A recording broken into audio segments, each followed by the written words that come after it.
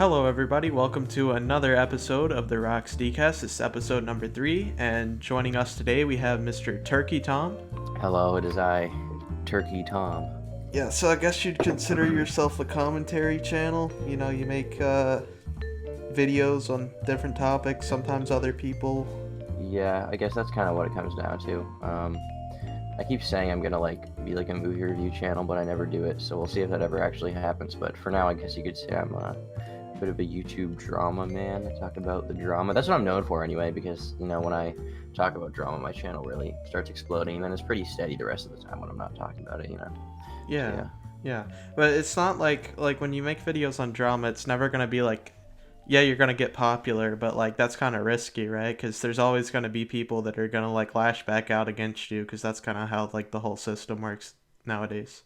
Yeah, I mean, certainly the biggest part of it is like optics wise, as far as drama, if you have the most like measured take, you're probably not going to get the most views in the short run, but in the long run you will. But if you have like the sort of hottest take at the time, or if you're the first one on the topic, or even if you're just like one of the ways that I find it's good to like go about.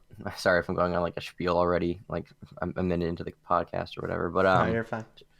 Sort of the way that I will make videos is I spend a lot of time on Twitter, and although I don't like to admit it, I do spend some time on Reddit because that's sort of where like the surface level communities will start pooling their stuff and like discussing topics before they go onto YouTube and before people make videos about them. Right. And so one of like the best ways to succeed with your drama videos is to build up your audience on the subject beforehand. Yeah, I find it. Yeah, like a lot of your videos, I imagine it's kind of risky too, because you could expect something to happen that just doesn't end up happening at all, and then it's like, what was I doing all this prep for? Yeah, for sure. Yeah, so Yeah. How long have you been making videos for? Because, like, have you had a channel before Turkey Tom, or is this, like, the first channel you've ever made? Yeah, I had a few other channels. I don't remember. I don't think I did really much on them. At the beginning of the Turkey Tom channel, though, I would record videos like back in like 2015, I guess, like right when I started the channel.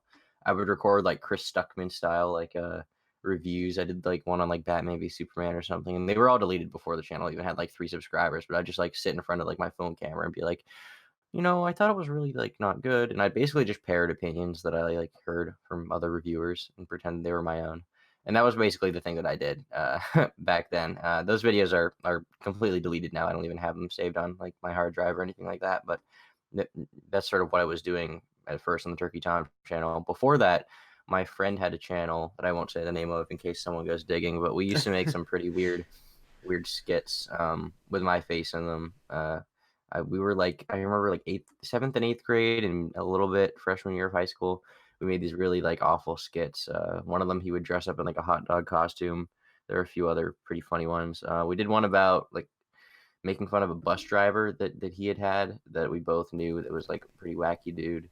Oh, nice. So we did one where we like pretended that we were on the bus, but it was just inside like his mom's car in the driveway. So we used to do some like skit stuff like that. Yeah. But nothing ever like mounted, nothing really took off. It was all just kind of experimenting. Okay.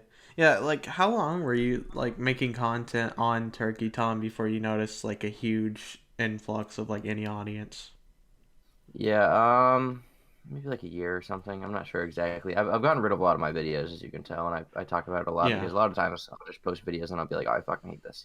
I think so it was like when I was a freshman in high school, I uploaded videos for like a full year. Like I started in October or something like that, and it took me a year to get to like 1,000 subscribers, and it took me another year to get to 50,000, and here we are. I guess a year later from that, I'm at 120,000. So I guess you could say it took like a year. Like I consider 1,000 subscribers like a pretty big deal. I Yeah, admire yeah. if you get to that, like that's not small stuff. That's, So like, the I hardest don't know. part to get to. It's usually easier after that. Oh yeah. That was probably the hardest for me. But I'd say I don't know. I I think I like at every level you're at, right? You feel like you're kind of like at the bottom, right?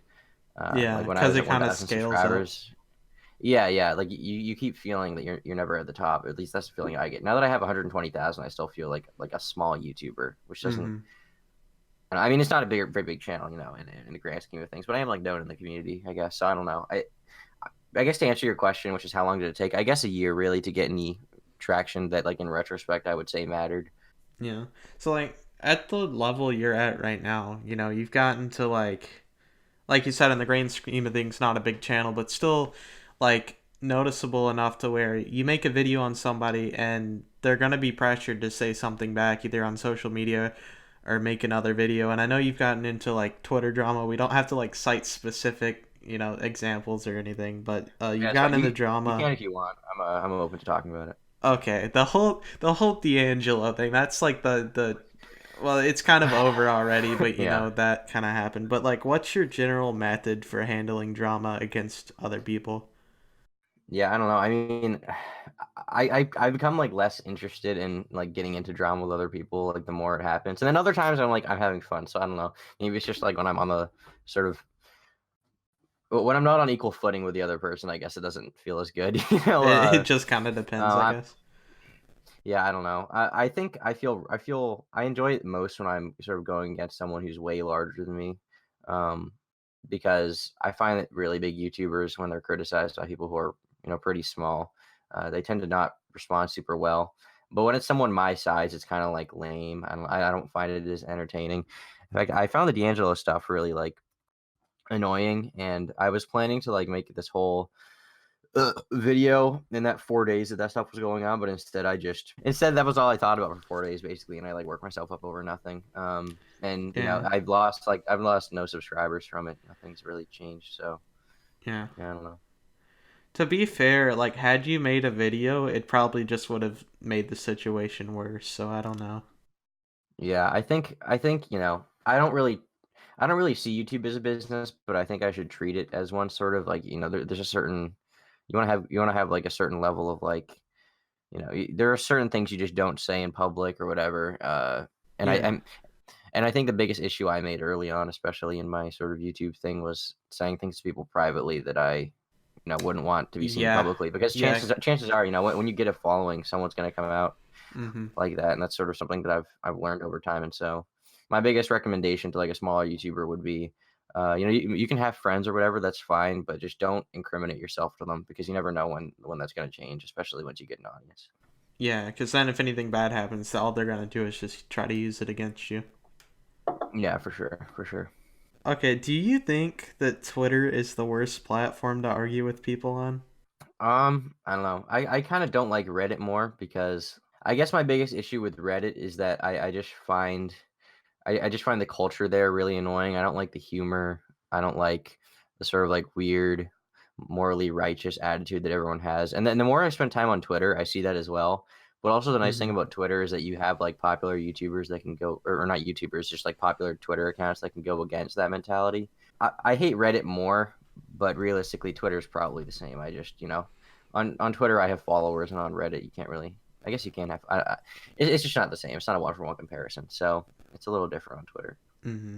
I could have talked about this to a couple other people. Well, actually, both other people that have been on the podcast so far about how like Twitter, like I don't mean to like generalize every single person on Twitter, but like arguments are like way more toxic. Like I guess it depends what part of the site you go, but like people take everything to like a super extreme. Like I don't know, people kind of get offended way too easily. Is what I'm saying. Yeah, well, I think a decent part of it is just like with the nature of Twitter, when you make a tweet, the number of characters is pretty small, and so you want to get your message across in the sort of shortest amount of characters possible. The problem with that is I think a lot of people's messages get lost and they get pushed to make a more angry or I get what you're saying. Like kind of like the context of what they're saying is lost a bit, and like that short message. yeah, a bit, but I think they're also pressured to because the greatest I should say the best way to get likes on Twitter, maybe not the best way, the most effective way to get likes on Twitter is to have the most inflammatory opinion. That's what I've seen. And so I think a lot of people are pressured to have the most volatile or just mean opinion possible. And it works because people like to see, people being mean to other people, I guess. Yeah, and certainly like the instant response nature of Twitter makes things very like you can just respond to someone instantly. 10 seconds later they can respond and you'll see it. So it's very easy to I mean discussion is bad on Twitter in general, but it's very easy to communicate, I guess is what I'm trying to say. Yeah, that's true. There's like both an up and down to it, but Hmm. yeah. It seems like these days a lot of drama based like content is fueled by like just trying to cancel other people. Like what's your take on that? Like people just going out and being like this person is absolutely terrible. Just we don't Yeah. want them on the internet anymore. I feel like the cancel culture term can be overused because there are there are times when it just doesn't apply, right? Like just criticism is not trying to cancel someone, but I think there are telltale signs of it. I think in general it happens a lot on Twitter because uh, I don't think it's a secret that I don't know from what I've seen anyway. There seems to be kind of a liberal bias on Twitter, um, both from the staff and from the people on the site. At least I guess there's the and even, people on the far right act this way too, but in general, from what I've seen anyway on Twitter, more left-leaning people will often I don't know what I don't it doesn't matter the demographic, I guess, that the Yeah, ideology yeah, doesn't matter. yeah. What really matters is that there's a lot of it on Twitter, and I think a big push for it is, like, people wanna get these sort of, bad actors out of their community, whether it be a pedophile, whether it be, I don't know, let's say, we can go to political extremes. We can say a Nazi or whatever, right? Like people generally speaking don't like these two groups of people. And I don't particularly love Nazis. I don't like pedophiles. The sort of problem with cancel culture in general is that when we advocate for censorship and we put that ability in the hands of companies, right?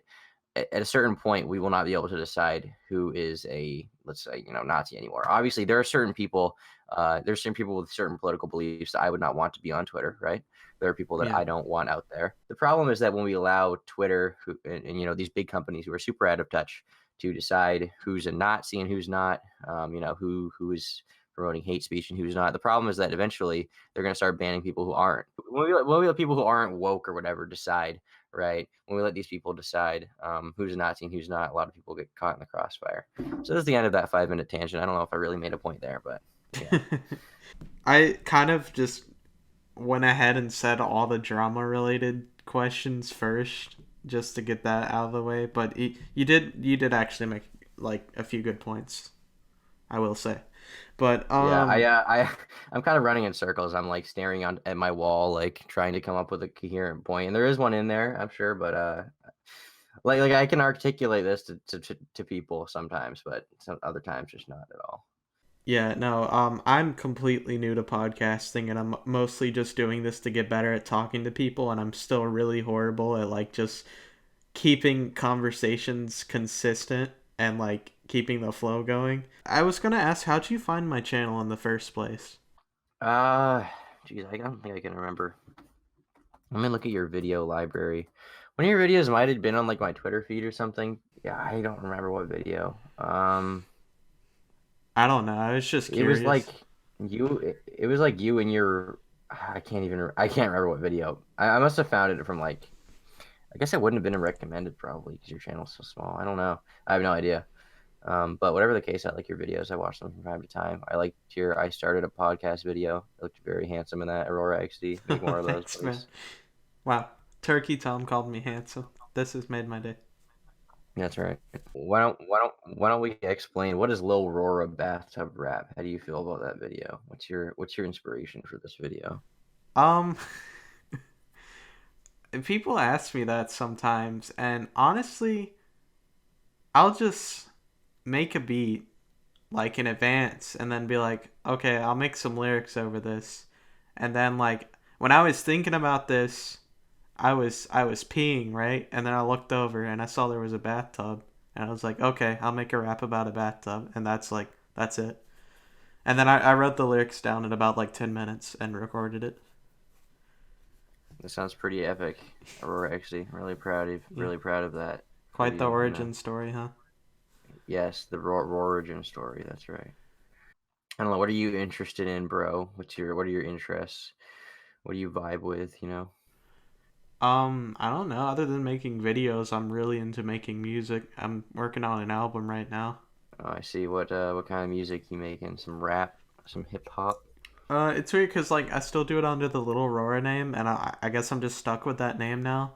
But like the Mm, videos I make are like raps, but then like last year I released an album that was just purely electronic music. I see. I get that Awesome. like not everybody's into that, but I just kind of do it to get better at using music programs just to improve. I guess electronic music is kind of a broad way of. I don't know if this falls under electronic music. I guess it would. Do you listen to Carpenter Brut at all? They're pretty I good. do actually. I'm really into like the whole Hotline Miami soundtrack. Yeah, yeah. I don't can't remember how I found their. I think I found their music from like a Samurai Jack trailer from like 2 years ago or something. Really? And I started listening to it. Yeah, it was in. I think it might have been Roller Mobster that was in one of their trailers, the one that everyone knows. But then I started listening to their Yeah. stuff, and it was really good. Songs like "Escape from Midwich Valley." I've used that one in a bunch of my videos. Yeah, no, I listened to the whichever pack of like three EPs he made. Yeah, I'm not that into electronic music in general. Usually, I listen to like usually like punk rock or metal, but I do like some good electronic tunes, especially for like video making purposes. Yeah, when I was like a lot younger, probably like 13, I was into the whole, Skrillex hardcore dubstep, bro. And then I kind of fell off from that and started listening to a lot of like older, like 80s, 70s, whatever, just rock or old Yeah, rap, stuff like that. And now it's like I've relapsed, but I'm not really into like dubstep or anything, but more like I don't know. I kind of like the whole retro like thing that's come around in the yeah, last few years. Like vaporwave, all that stuff is, not all yeah. of I it, like but I like a lot of it. there's some good vaporwave tunes. I still like that aesthetic too. A lot of people will say it's kind of cringe, but I'm a fan of it personally. Yeah, it I did like it did kind of become like a mainstream thing again in like 2015, so it has been a little while now. yeah, yeah, yeah. It's pretty cool. I like it. A lot of my music is kind of inspired by the whole 80s thing. Like obviously I'm not going to be able to like emulate that type sound cuz I haven't had enough practice yet, but it makes for some pretty good, you know, inspiration for songs. Yeah, I have like a Spotify playlist, and I have a bunch of like '80s songs, just the classics. Like what's that Annie Lennox song? Why? I think that's like '80s. That's a pretty good song. I don't think I've heard that. Um, Huh. she was the girl that's from Eurythmics. It's the Oh, um, okay. Sweet dreams are made of Yeah, these. yeah, I know That that one. one. Yeah, she has some pretty good solo songs. When I was in it's funny you mentioned that song. When I was in high school, I was in band class for a while, and my band director had this like synth keyboard, and I'd always recreate the bass line to that song. Like I'd just play it. I thought that was so cool that I figured That's that out. awesome. Yeah, yeah, like that. Duh, duh, duh, duh. What'd you think about YouTube Rewind, bro? What was your impression of that? I didn't like it. I didn't like it very much. I kind of I don't know. I keep flip flopping on it, but I think I prefer the old ones.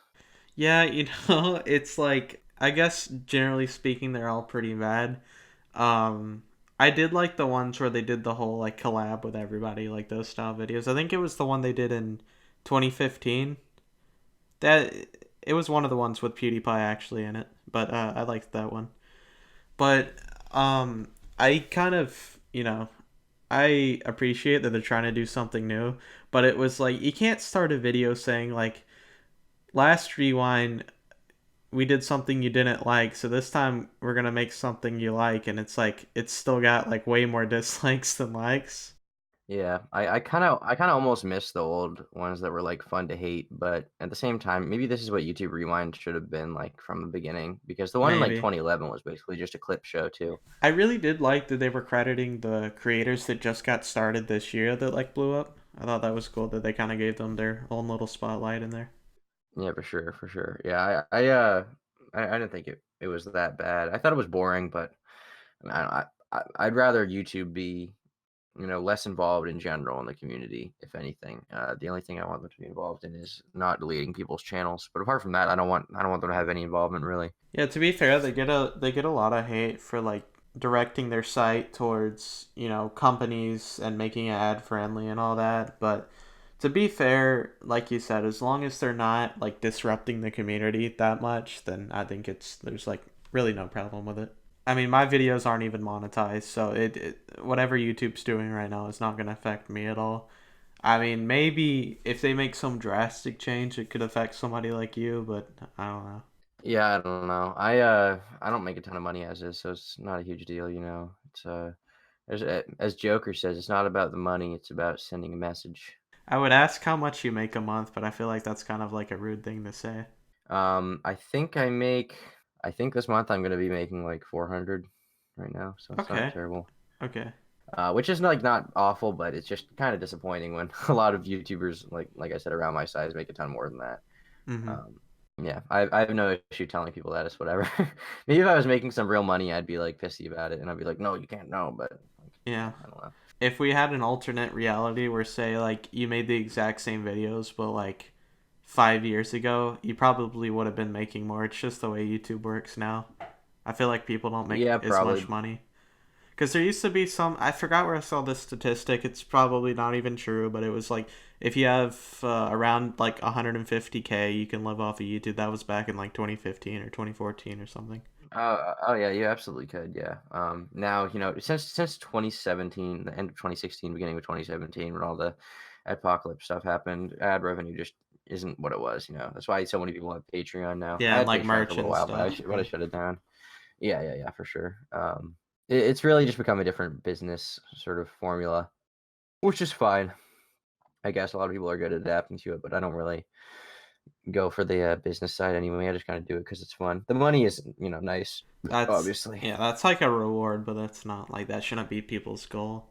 I guess it depends on what Yeah, content yeah. you make. I don't know. Like kids toy review channels are gonna make millions a year. That's just how it is. But you know, what can you do? Well, I don't know how Cope is going to affect them. I'm not exactly sure if the ad rates will be Yeah, lower. yeah, I don't know, but I haven't really looked into all that. I just find it annoying that I have to set my videos just to be safe, not appropriate for kids, because you never know. Yeah. It's probably better. That's what I did because everyone was like, "Yeah, you got to do it, bro." So I was like, "All right, I'll do it. Whatever." What I don't understand is like that they said they'd like fine people if you don't agree to it or something like that. I'm not sure. I saw some people saying you'd be fine. I saw some people saying it was just fear mongering. So I don't know exactly what it is, but there's supposed to be some imposition of like a $42,000 fine if you post cringe to kiddos. So And I don't understand how they're gonna completely enforce that, you know? yeah, I doubt anyone will be fined really.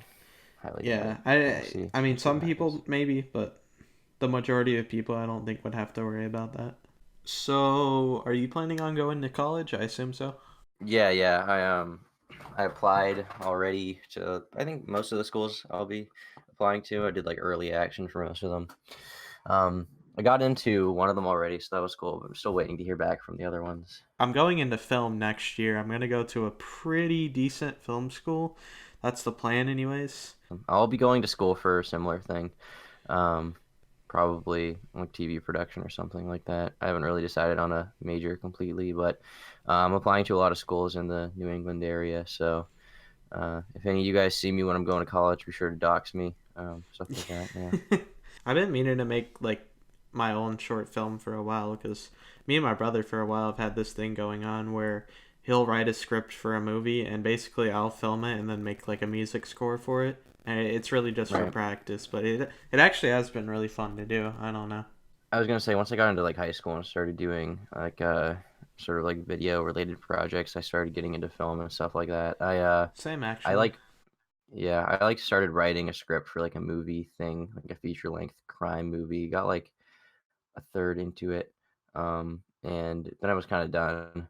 Um I just got bored after a while. I came to like a dead end. I've been meaning to finish it, but I just haven't touched it in like 8 months. And it probably wasn't that good of a script anyway. I don't know. I really like writing scripts for stuff like that. I think it's really cool. And I think filmmaking is really cool in general. Yeah, yeah. Um, There's so many different categories of like what you can actually do to go into. You could go into a job that's like visual effects heavy kind of stuff or just like simple like indie companies like going into the like Sundance Film Festival and stuff. I'm in like a dual enrollment class with a local college. Uh, Oh, yeah, nice. like at like my high school, and we like do film stuff. But the other day we went to visit the college, and like the guy there, like the professor, or whatever, was under the impression that we're all applying to that college. Uh, Um, And so he he gave us, like, a tour of the school and tried to, like, sell us on the department, and, can I just say it was, like, the shittiest film department I've ever seen from a school. Yeah. Like, just really really not nice, his, like his, like, big thing for us, he was like, "Guys, this is a camera with lighting." And I was like, "Oh." Wow. I was like, "I've never seen what is this? What is this?" He's like, this is called a stand. This is a tripod." I was like, "Dude, what's going on?" You asked me earlier what my favorite stuff to do was like interest and stuff. I wanted to Yeah, ask yeah, you yeah. the exact same thing. I play the piano, I like that. I like playing the keys, you know? I've been playing for, like, 7 years now. I'm kinda, like, play on and off. So, I like playing the piano, I like that, I like music a lot.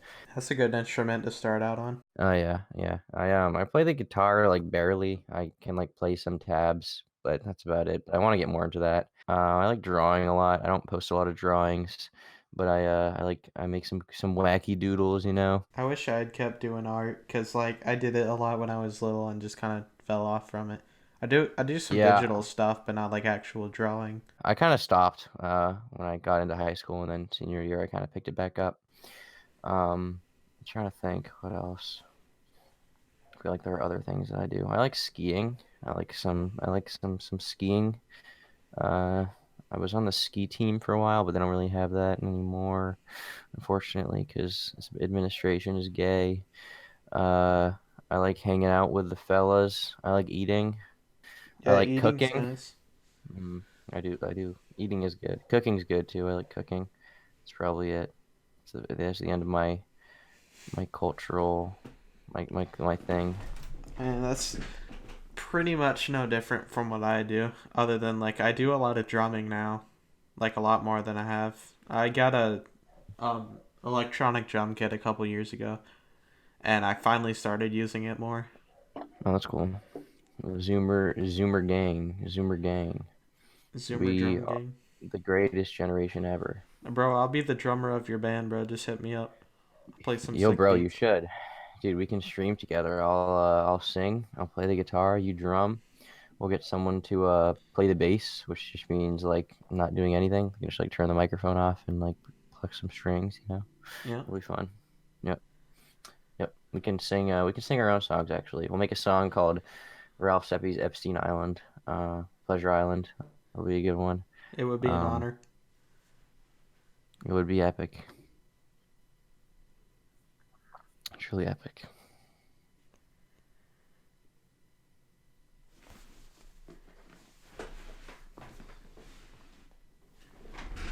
Hang on a second. Let me just look through the script I clearly wrote down in preparation real quick. Just flip through the pages here. Well, anyway, big guy, I'm sorry to cut this short, but I do have to go now. All But right. Well, I mean, I appreciate you being on the podcast, dude. And yeah, it was always, fun. I'll have like all your stuff in the description if people listening want to follow you. Just a reminder, you can also listen to this podcast on SoundCloud if you want to, turn your phone off or whatever and listen to it because I kept getting complaints about that. So, yeah, thanks for listening, and I will see you guys in the next episode of the Raxdcast. Thanks again, Mr. Turkey Tom, for being in this. Subscribe to Aurora XD.